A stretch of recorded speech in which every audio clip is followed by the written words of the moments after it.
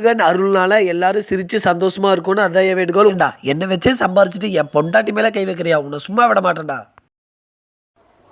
டாய் மொட்டை என் பொண்டாட்டி என்ன அடிக்கிற? வாயெல்லாம் கீச்சிடும் உன்னை. என்ன அடிக்கிற? நான் பொழுதுவோம் வந்து என்னை வச்சு சம்பாதிச்சுன்னு நீ என்ன அடிக்கிற? வா காலை விட்டுரும் வா.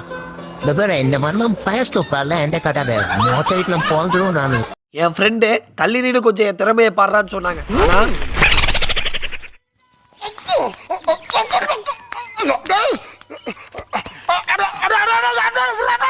என் ஃப்ரெண்டு கடனா காசு வாங்கிட்டு போனாங்க. திரும்பி கேட்கும் போது பார்த்தா ஆளு எதுவுமே சொல்ல மாட்டேங்கிறானு.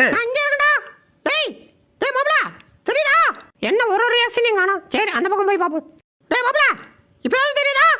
டேய் உன்னதான்டா. என்ன ரெண்டு பக்கமும் பீஸ் மார்ச்சோ?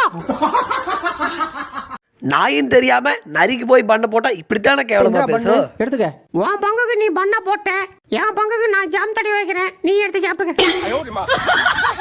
இந்த குளிர்காலம் வந்துச்சோ இல்லையோ ஒரு மனுஷனை நிம்மதியா தூக்க விட மாட்டேங்கிறேன். இவர் படுற கஷ்டத்தை நீங்களே பாருங்க.